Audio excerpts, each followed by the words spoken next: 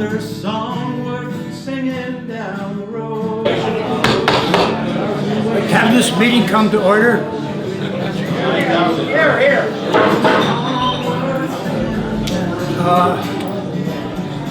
I still hear people out there, but we'll get in here eventually. We extend our gratitude to Larry and Colleen and the staff of the Blue Heron for allowing us to use this wonderful space. The Blue Heron is the beating heart of the arts in Winona.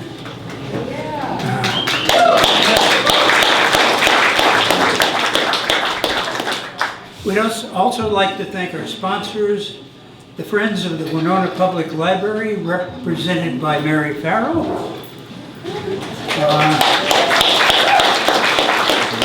Chapter 2 Books. Is Daryl here? I don't see him.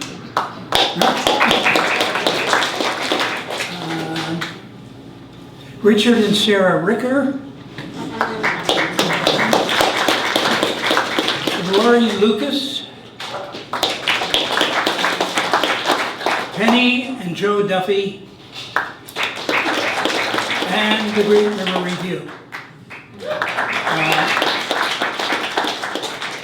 We also thank, where is he? Bob, where is Bob? Where did he go? Bob Stuber.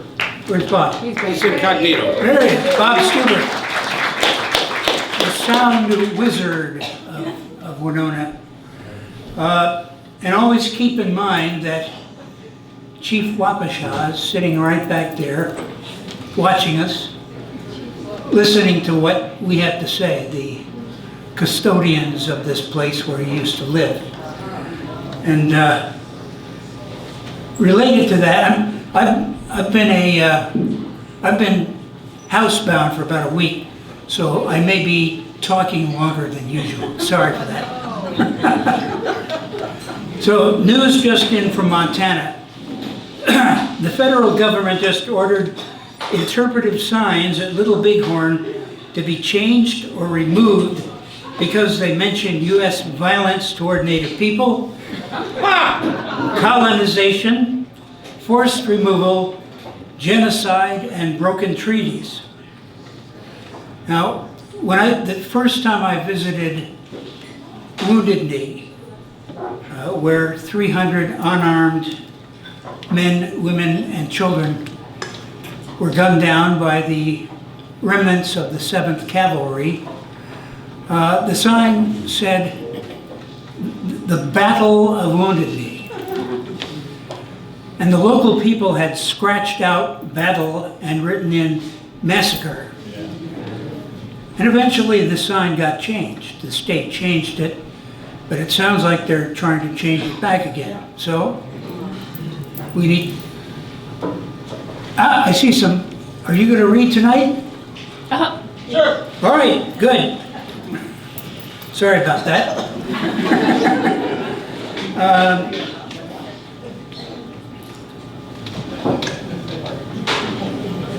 Okay, as I said, I've been housebound for about a month, and I've had a lot of time to reflect. And the other day I was looking out our window, and there's a panorama. You can see the horizon with all the farms and all the silos. And I was thinking, a lot of us are still in our silos. But then I started thinking, well, not so much. The people in Minneapolis, for example, they're out of their silos. And I think the fact that Bruce Springsteen came all the way here to sing his song, pretty good.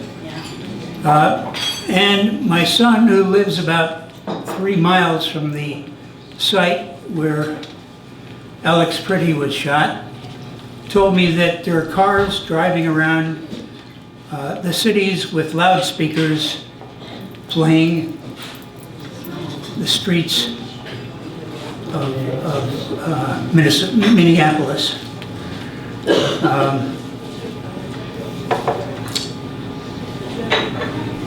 So I wanted to mention one other thing in that regard, which I just found out about today, about Winona Indivisible. How many of you know about that? Many. Okay. I'll read quickly, and you can follow up on it if you don't know about it. The forum is a networking opportunity for Winona organizations, community, and leadership to come together and create actions for the challenging political climate we are experiencing. Your input and support is needed. Some leadership attending: county commissioners, city council members, immigration response team, concerned citizens, candidates running for office. And if you look up Winona Indivisible, you'll find that there's a sign up to attend the opening meeting, which is February 10th from 6 to 7:30 at Sobieski Lodge.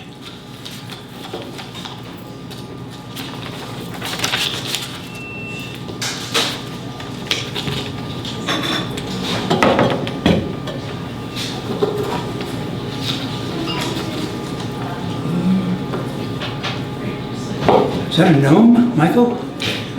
Is that your gnome? It's troll. Okay. Well, an odd thing about Minneapolis and the story that's being told, it's almost like an allegory.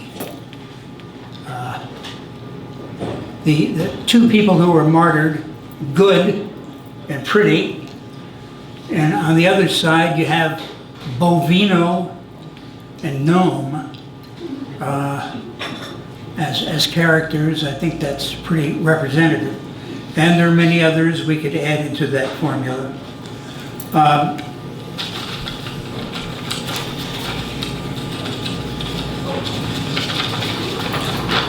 I was going to read a long piece by Carl Sandburg just to show off, but I should say that when Michael was 5 years old, he and his mother and father were back in Galesville, Illinois. Galesburg, excuse me. Galesburg, Illinois. The town that Carl Sandburg was from. And he was giving a presentation of the Lincoln... It was the centennial of the Lincoln-Douglas debates at Knox College, 1958. All right. And as I said, Michael was 5 years old, and he got lost at one point, and he was wandering around, and finally they took him up to the stage, and he was sitting on the lap of Carl Sandburg while Sandburg was presenting. So you can imagine.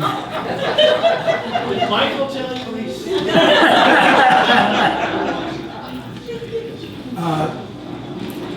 Now, if you've read the poster, if you've read the newspaper, you know about his many accomplishments and what he's done for this town and this area.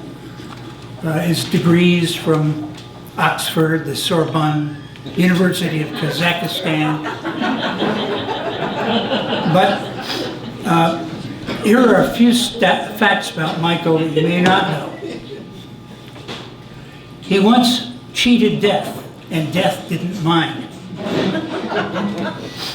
If opportunity knocks and he's not home, opportunity waits. If he were to pat you on the back, you would list it on your resume. Mosquitoes refuse to bite him purely out of respect. If he were to mispronounce your name, you would feel compelled to change it. His 2 cents is worth $37 in change. Once a rattlesnake bit him, and after 5 days of excruciating pain, the snake finally died. When he has a 50-50 shot, the odds are 80-20 in his favor. He has won the Lifetime Achievement Award twice. His words carry weight that would break a less interesting man's jaws. He once had an awkward moment just to see how it feels. If he were to mail a letter without postage, it would get there.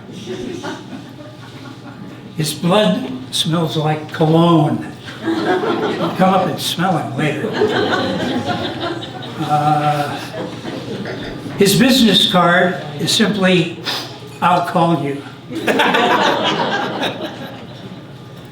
Panhandlers give him money. His passport requires no photograph. He's the only man to have ever aced a Rorschach test. He never says something that tastes like chicken, not even chicken. He once challenged his own reflection to a staring match on the third day he won. And he is most often quoted for saying, "I don't always drink beer, but when I do, I prefer Dos Equis. Stay thirsty, my friends." Michael Doyle.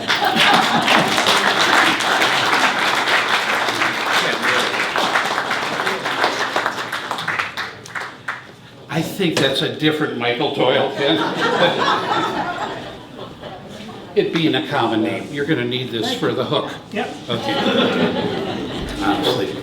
Thank you. This is a great honor to be here, especially on a cold night in a very hard winter with the world pressing down on us like never before. The Blue Heron Coffee House is a third place. There's our homes, there's where we go to earn a living, and then there are places like this where we go because we want to be together outside of those other spaces. And when you come in here, we are a community. Every month, usually on the first Tuesday, Ken and Emilio DeGracia, who couldn't be here tonight, and sometimes Jim Armstrong, the three poets laureate emeriti of Winona, started this series up some years ago so that once a month, writers and people who love spoken word and music would have a place to go when otherwise the coffee house would be closed, and we could share our innermost thoughts and feelings and visions and dreams with one another. So I'm just really grateful that we have things like this that are going, and we have the sponsors that make it possible. And Ken would come out of his coma, come down here from the ridge. Now he's got to get back up there, and the painkillers are running low. So, yeah, I think I'm already 27 minutes in, right? All right. Ken asked me to do this, and I said there were many more distinguished people who had actually published works more recently than I that were deserving.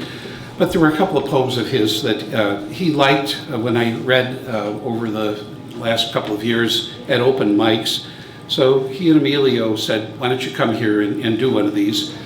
So I don't know if you're paying attention, like, you know, all these people are going back and they're opening the vault and they're pulling out, you know, stuff that nobody's heard before, it was never released, you know, they're alternate takes. This is me opening my vault, and hopefully we'll be able to put it back in the vault and get the thing locked up before the end of the evening.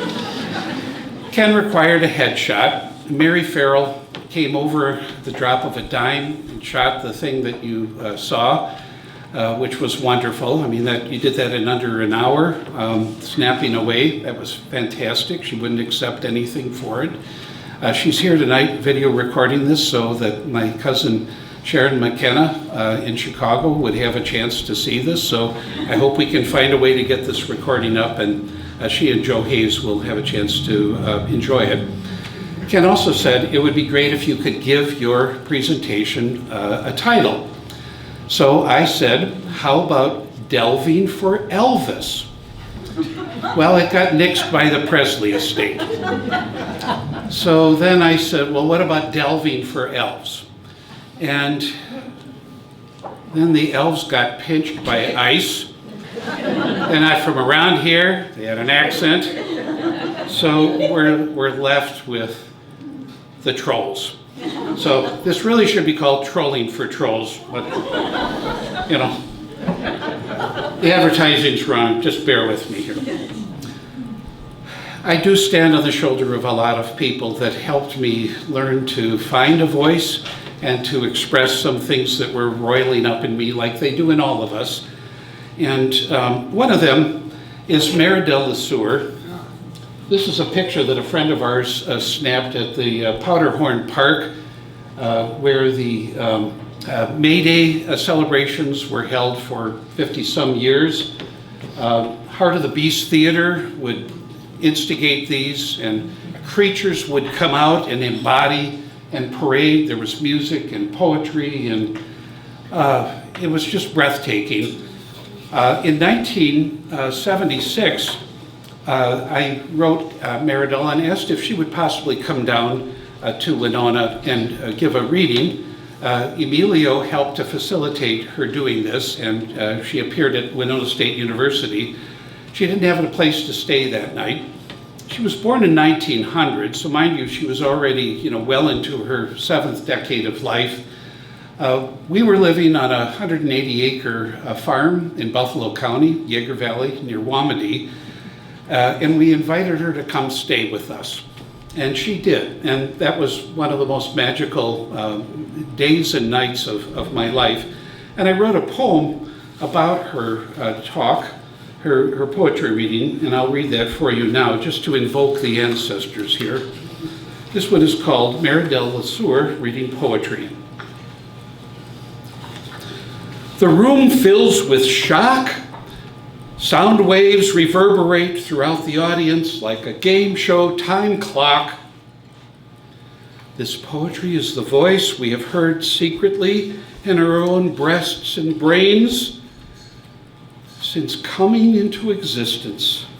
The same voice which thwarts our thoughts by its insistence that we listen deeply without ears. We have no choice. Our hearts pulse and pause together with wonderful fear. Meridel leads us out of hell with a rose. I sent that to her. And she wrote back and she called me an archangel.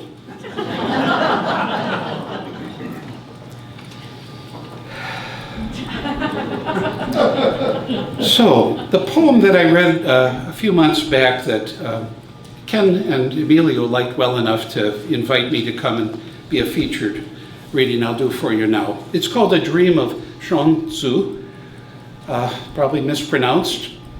He was a contemporary of Confucius. They had a lot of disputes about philosophy, where philosophy meets theology. And Zhuangzi and Lao Tzu created the Tao, the way of the Tao, Taoism, the Tao Te Ching. He's attributed with having written the I Ching. This poem is a dream of him. Coming up from the sleep world, I ride the serpent with twin horns. When scales cover our senses like storm windows, all paths seem equally arduous. We cook our meals indoors over a low flame. Mostly, we consume the soft parts of this life.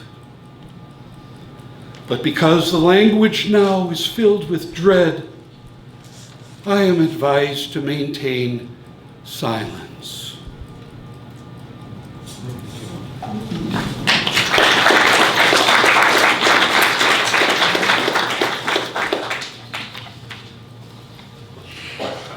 This next poem was written at the intersection of Mark Street and High Forest.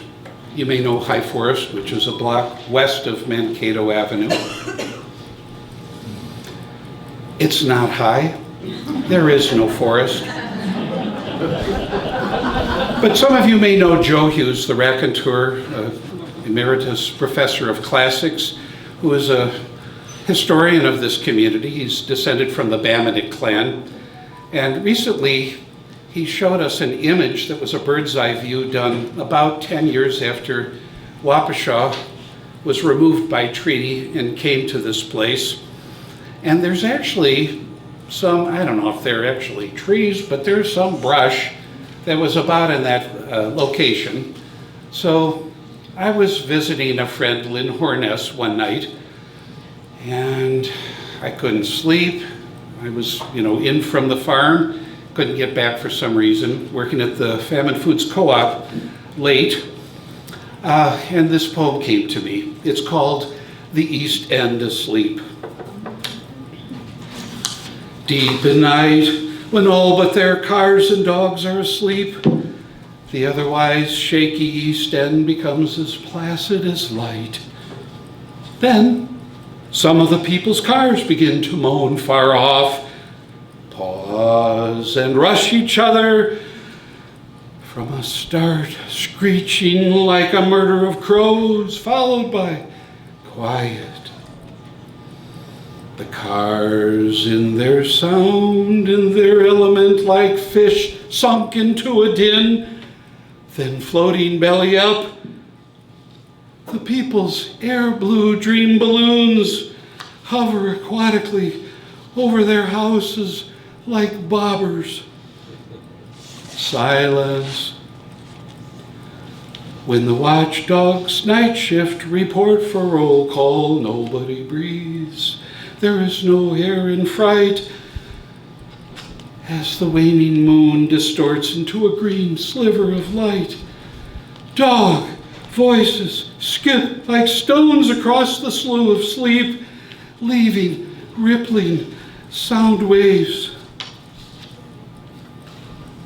The East End is a shoal occupied this hour by crickets, who deftly, with their legs, have set whole neighborhoods adrift.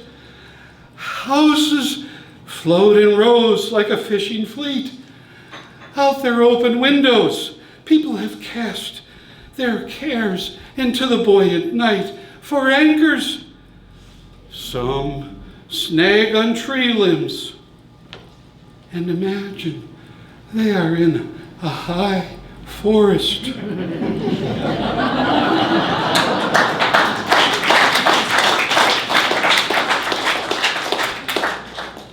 During a flood,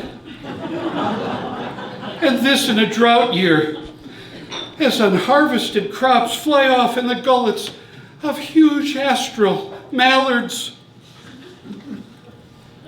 People in sleep costumes watching this from their bedrooms through their dream telescopes.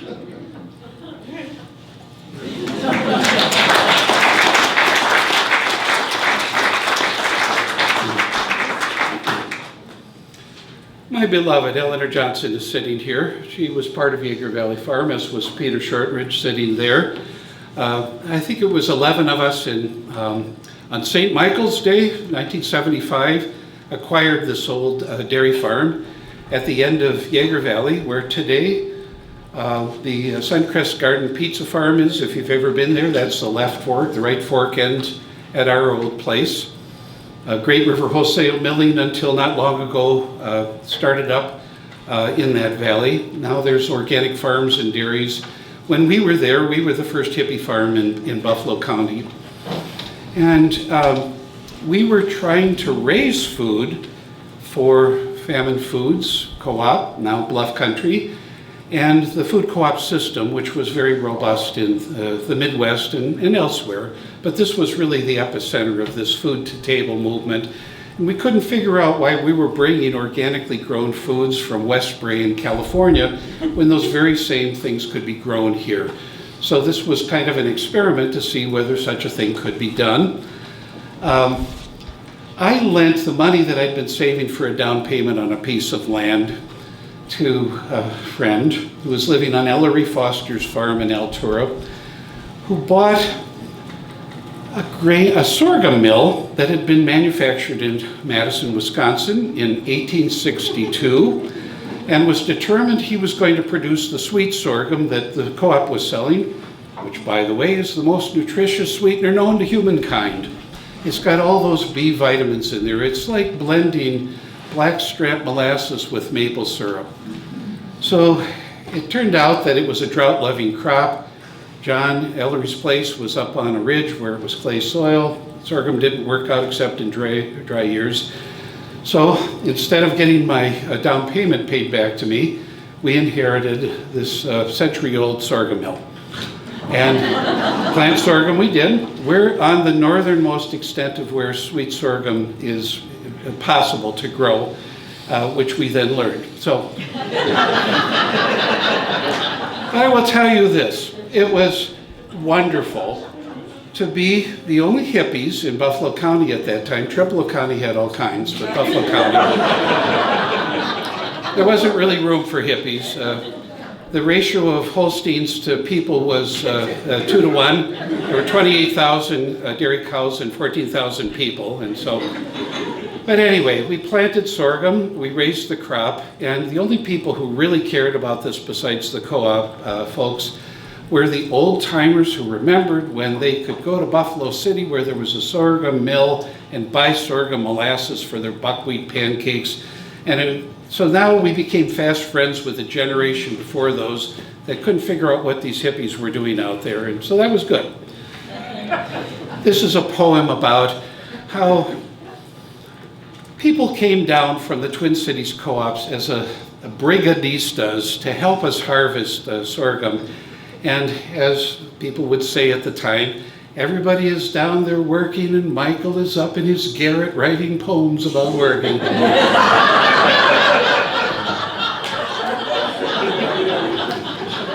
This poem is dedicated to Oscar Yulson, who is a third-generation Norwegian American farmer in Gilmanton, whose mill this was, and he came and mentored us in how to raise sorghum. A sorghum song for Oscar Yulson. Make room for the sky. Top that sorghum cane if you can with your knife, cloud sharp and sticky with sap. Strip its leaves with a cricket's arc and sing, the autumn sun is sweetening. Do I smell fish sugar? Despite the dryness of the season, there is a sweet sea nearer than our sweat. Sorghum leaves hang low like gulls or seaweed left to dry in nets. The cane waves and sprays and topples in bunches as our harvest hands grow weak. Oh, juice bamboo, we chew your fish milk sugar gum for pep. Make room for the grass. Press that sorghum cane between 3 steel groaning rollers. Send the green thin liquid to the bee bath cooker pan below. Cook the sap with slab wood for hours. Skim and stir and churn it into syrup, thick with pungent caramel steam. Behold, our many mouths are watering.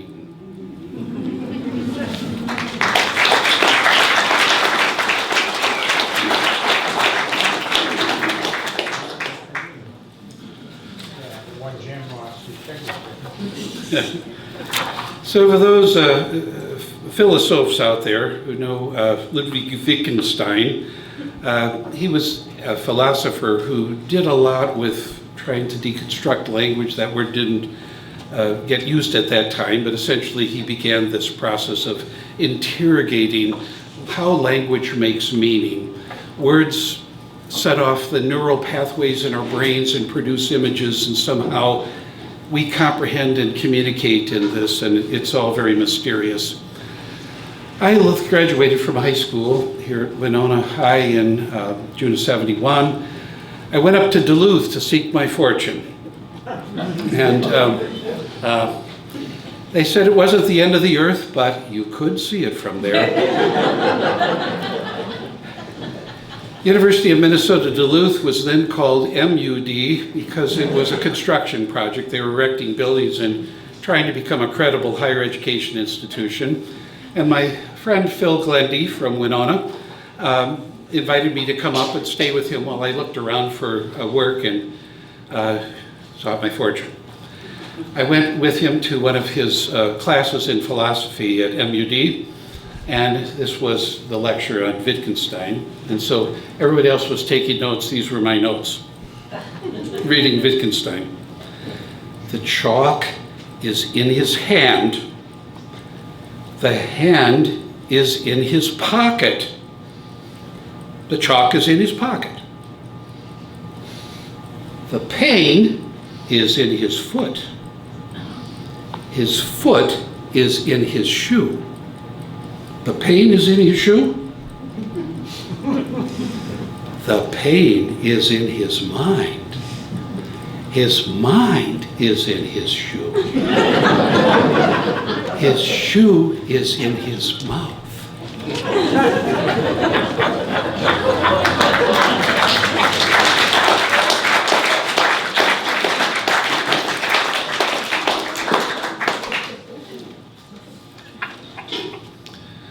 I was in love with Meridel. And you know, she liked to smoke Camels. Don't do this, but here's her picture smoking Camels in Powder Run Park.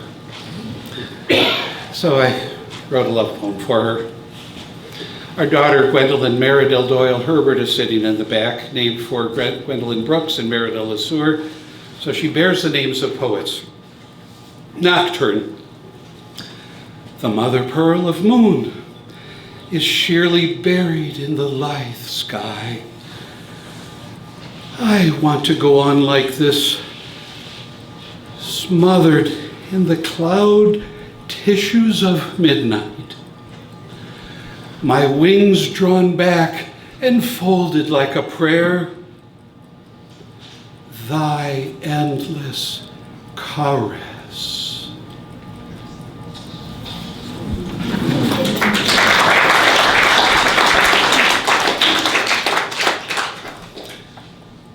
We've all had vehicles, the kind that you give names to and who talk back to you and who you hope outlive you. Nobody wants to outlive their pets or their vehicles. Okay, all right, there may be a few clunkers out there. All right, see me later, I got a good deal. My first vehicle was a 1947 Ford half-ton pickup that I bought for $65, and it was lacking a front bumper, but the guy who I bought it from had put on a white oak plank, and then it was cracked. So I got 10 bucks off. The plank's cracked. So here's a tribute. It's called Ode to Rolling Thunder. And so farewell, black metallic half-ton Ford, held together with aging paint and resourcefulness. You have conveyed us well these past 26 years. Rolling thunder, you drank oil like beers through the choking summer, and 3 was a mob cramped in your cab, as we were, but we sat willingly. I remember well our tremulous visitations of those small agrarian towns, throughout which you were known like some unsprayable insect, devouring the sights and sounds with your presence. Wamandy hooted and chortled, but they too remember your ponderous rumble. Rolling thunder, you slaked gasoline with post-war exuberance, and still the day of your demise you were thirsty. Recalling that day of humorous confusion, we were outside Fountain City on the hot tar of Wisconsin 35 when you were seized with a stroke. Your transmission locked. Impossible to push. The highway patrol gave us till sundown to move. I gave up and called a tow truck, and then I realized I had no money. When Elmer of the new car salvage yard showed up in his priceless rig, he sneered to find that I had called him to haul away a junker. A junker. After some bizarre bargaining, he agreed to tow you away for trade, but only because you had good rubber and a full tank of gas. The bastard. Yet we laughed last, didn't we? Your fuel needle, as always, was stuck on full.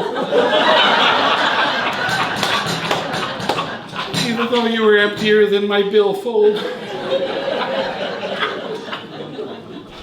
So he got your body.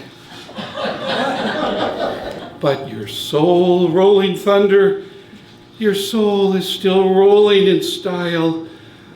Oh, tailgateless one. Before this transient scrapyard of life, my dust bows to your rust.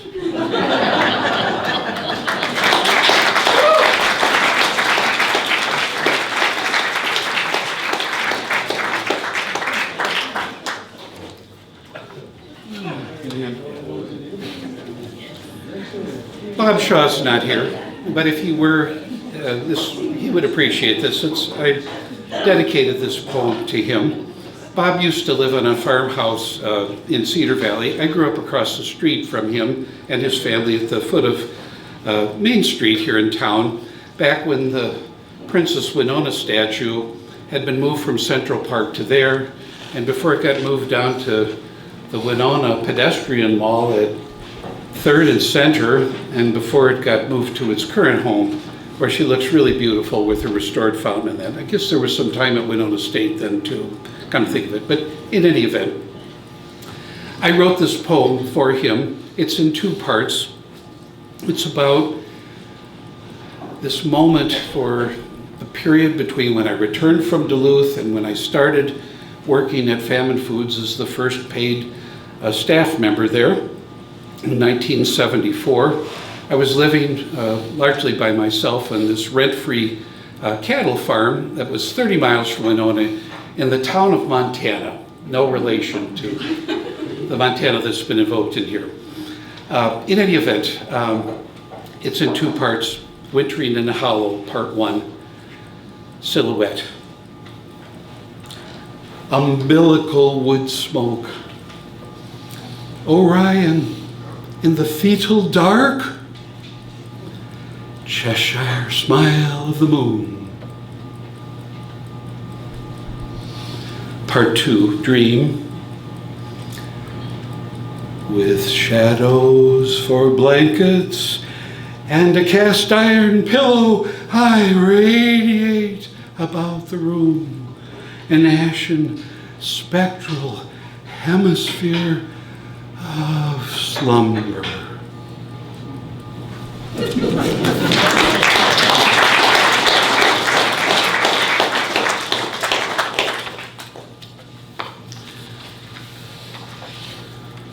Incurring Winter.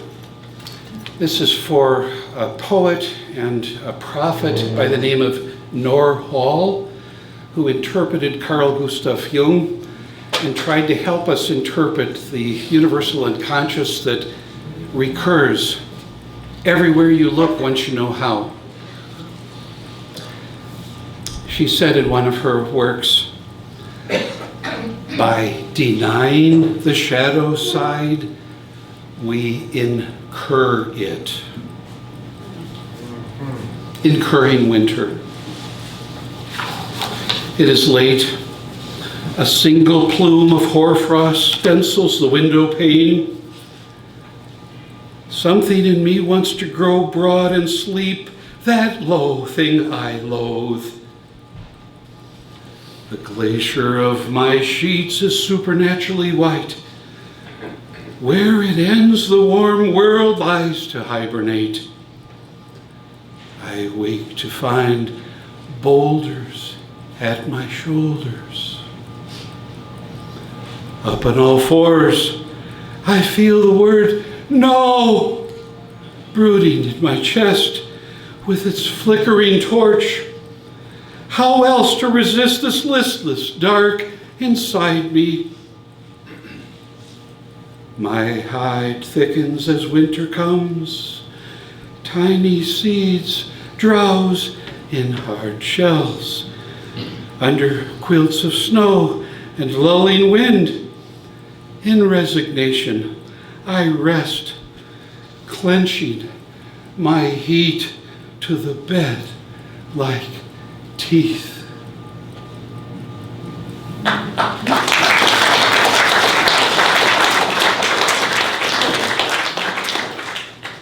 right, spring thaw. It's called Vernal. It was written on the vernal equinox of 1977 in a boathouse on Latch. There comes a wetness to my ear as the clear prehensile heat wrinkles the windless air. We never speak, yet your hand opens like the first calm orchid. When earth turns on its side in the celestial nest of its year, this resemblance is bared to the pistils of your wrist, your pollen-speckled palm.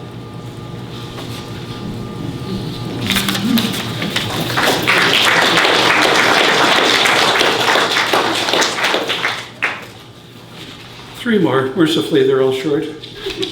We're okay with the time? Okay. Kent's got the parking meter to plug here. So. I am still writing poetry, mostly because when I discovered this treasure of poems in my vault, I was thinking like, hey, why don't I do that again?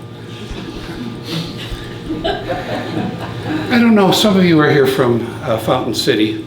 We know Bob and Mary Jo Kuiper are, for example, and Ed and Mona. You knew Ed Henches for many years, ran the Badger Insurance Agency, and his son took over, and now his son's retired. Ed was also the assistant chief of the volunteer fire department for all of the years he was in that town.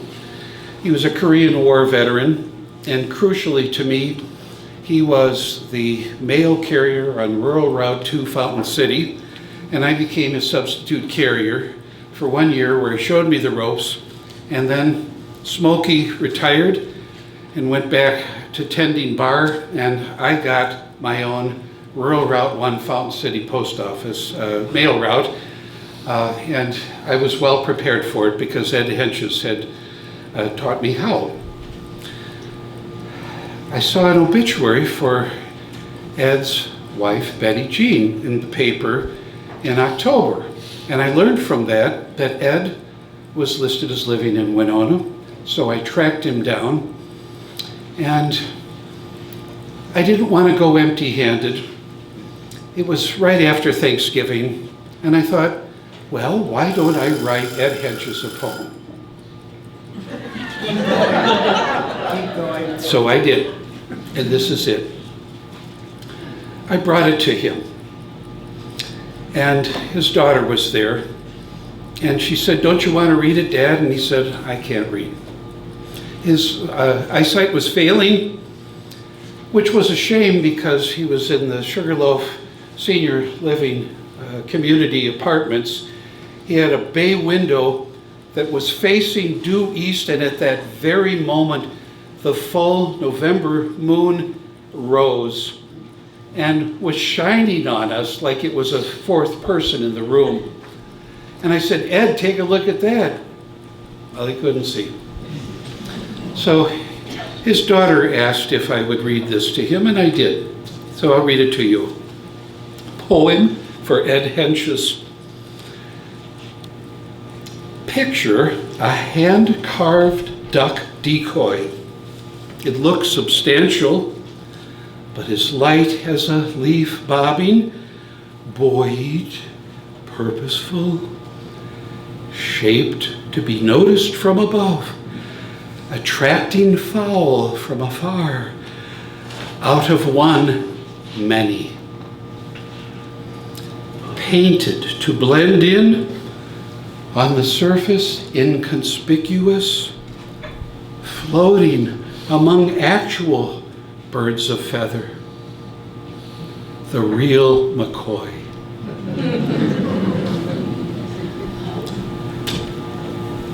I said, I'm coming back to see you. Why don't you come back next week? The next week, we were at an event at the Winona Arts Center, and my phone rang. I didn't recognize the number. Called it back when we got home. It was his daughter, Lori. Dad passed away.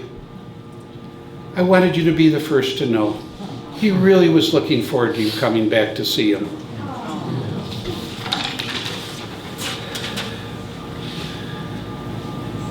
Poem for Eleanor. We've been together. This is our 48th year. We met at that place I just read you a poem about on High Forest, introduced by Lynn Horness, our mutual friend, Otto Schultz. And Eleanor had dropped out of the University of Minnesota to devote herself full-time to the anti-war movement. And things fell apart. Everything got militarized. She and others moved to Barron County, Wisconsin, back to the land to milk goats and contemplate their next move. The next move was to get credentialed as a public health nurse so that she could give back in some way. And it turned out Winona State's nursing program had one of the finest public health-oriented nursing programs around. So she came here. A native of Mabel, Minnesota, her father warned her, do not go to Winona. A poem for Eleanor, September 27th, 1978. I don't think she's heard this poem since I wrote it the night that we got together.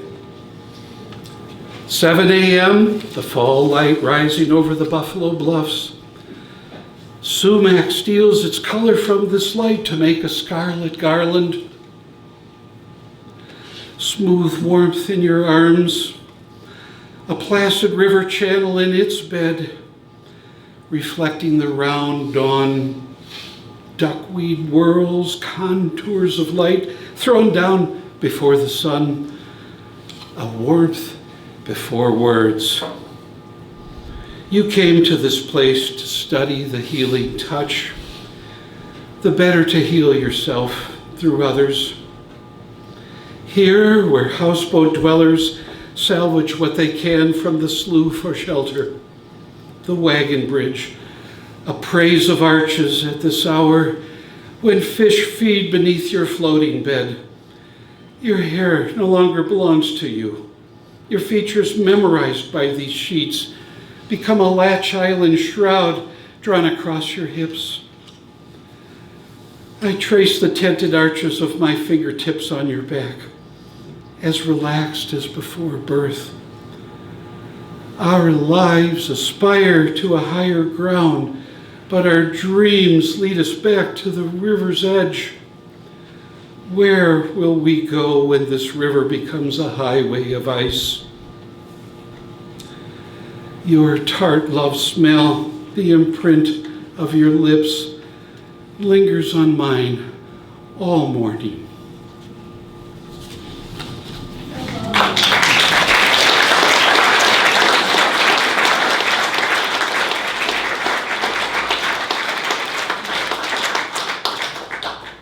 I end with the promise in the reading that this was going to be incantatory, which is from incantation, which is what you do when you chant spells, verses, to enchant people, especially those of us who are disenchanted. There's a bluff north of Fountain City where the Walmandee joins Eagle Creek and together flow into the Mississippi River. That bluff has a large ancestral burial mound at the top. And while communing there one day, Coyote spoke to me, and this is his chant. My words have become dry seeds in my chest. My words have become dry seeds in my chest. My words have become dry seeds in my chest. My words have become dry seeds in my chest. Words have become dry seeds in my chest. I who swallowed the sun gourd rattle. I who swallowed the sun gourd rattle. I who swallowed the sun gourd rattle. I who swallowed sun gourd rattle. I who swallowed sun gourd rattle.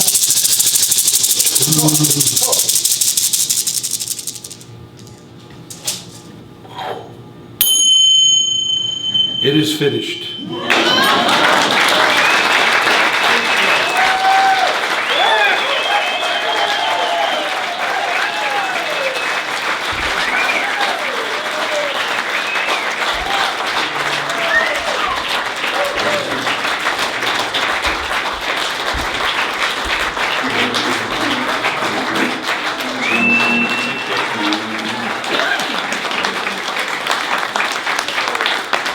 Standing for the gray eminence, Ken McCullough, who will now tell us what's next. What's next is question and answer. Oh, Who has a question? interrogation. Dim the lights. Who does your hair? Mama Zerkovic, who herself is an immigrant. You will find her at the Great River Salon across from City Hall on 4th Street. She accepts walk-ins. Is that it? No. At least I'll start it off. Oh, thank you for an extremely wonderful presentation. Now back to the writer who has created all of this wonderment. You know, I seem to recall back in the late 60s and early 70s, there were motivational chemicals. And I just wonder, because I know myself as a writer back in the 60s and 70s, but some of these motivational products were available. And I used them often when I was writing back then. Statute of limitations pertain. You're No good. ice, no ice. I'm confessing here. How about you?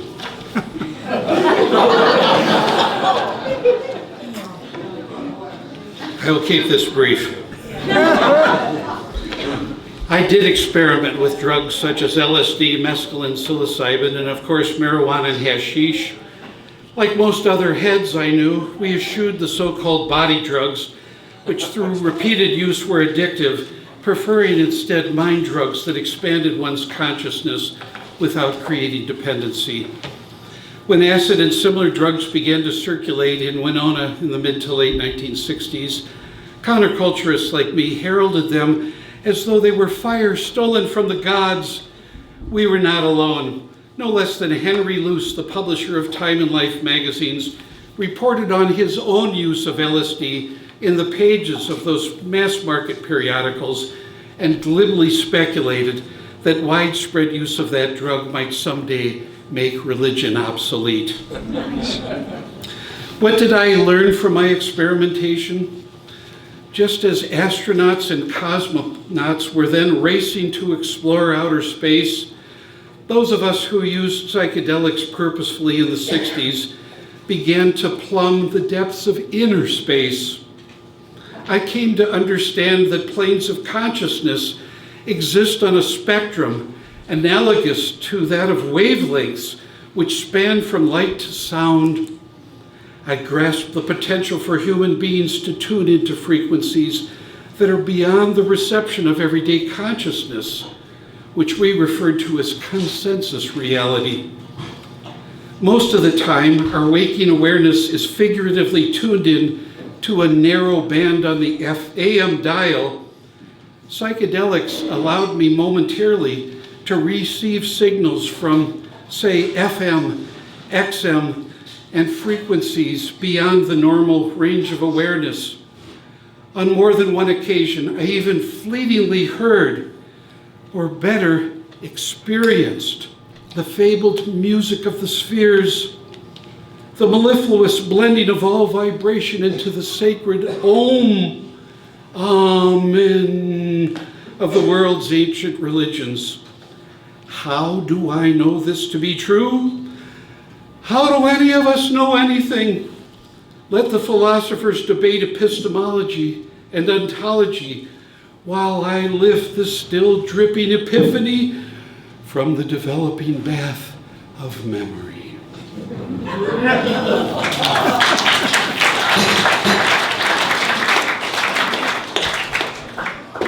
Another question. Well, I have a follow-up. How does that relate? I'm serious, because I've pondered this forever. How does that, besides informing your intellect, your consciousness, how does that translate into writing? Because you know, you're a lyrical and comical and wonderful writer, which is not ponderously Wittgenstein.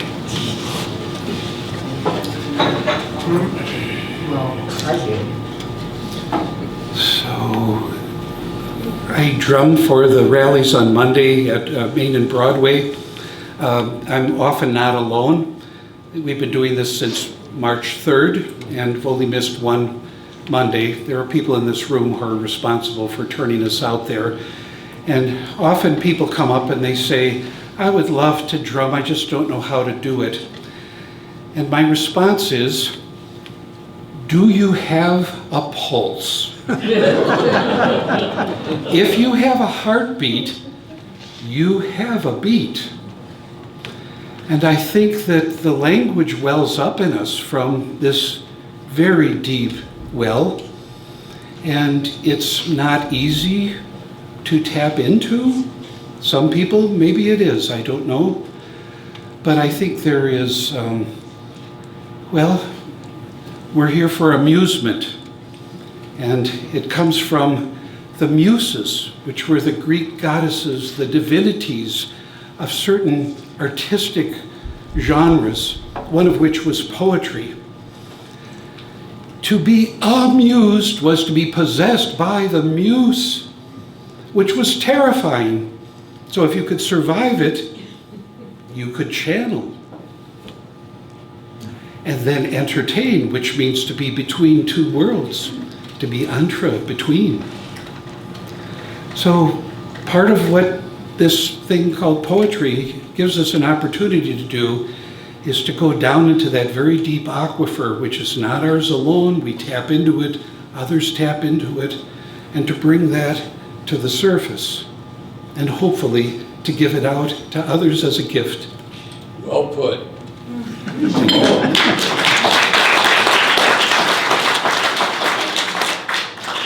Well, unless, Mary. Just one thing. Michael, you wrote a poem for the sidewalk poetry. Do you Well, remember how to so recite that? it was the pandemic. There was at that time called the Arts Commission. It's now been renamed.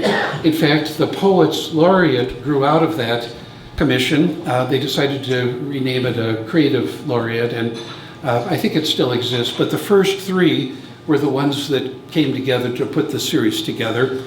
And for 2 years, in 2021 and 22, or maybe it was 20 and 21, the city of Winona, collaborating with the Arts Commission, said, when you have sidewalks that need replacing and you need to lay down fresh cement, why don't we put a poem in the sidewalk?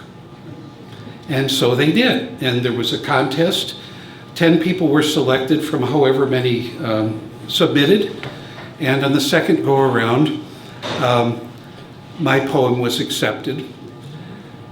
Today, you can find it at 3rd and Walnut Street outside Angst Motors. It is 17 syllables long.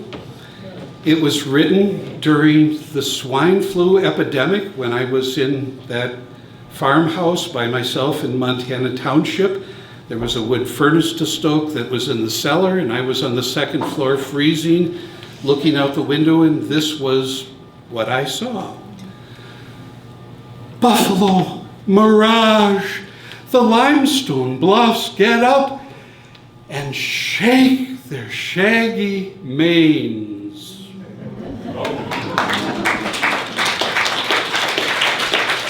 So now you've heard of concrete poetry. Another question back there. Eric Nelson. Michael, that's also at the corner of Hamilton and 8th, which is my old residence. I don't know if you're aware of this, but Eric found it out. They've saved all those molds, so there's 20 of them. And anytime you have a sidewalk or a driveway to pour, you can go down to the city and request one of the 20, and then you could put it into your sidewalk or driveway. So you can have a whole chapbook of verse there. Your tax dollars at work. And you can do a lot when you live on a corner, too. All the way around the corner. I think it improved your curb appeal. I think that's what you said. You've suffered enough. Let's go belly up to the bar. We'll have Michael back at some point. And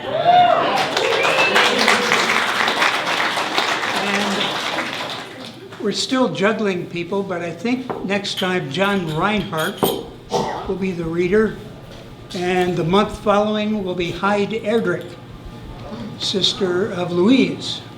Oh. Yeah. Oh, Laureate of Winona. Yep.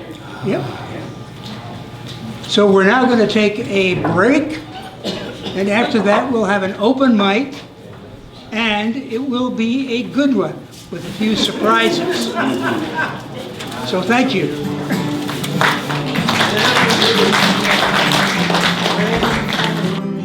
Somewhere down the road, another song worth singing somewhere down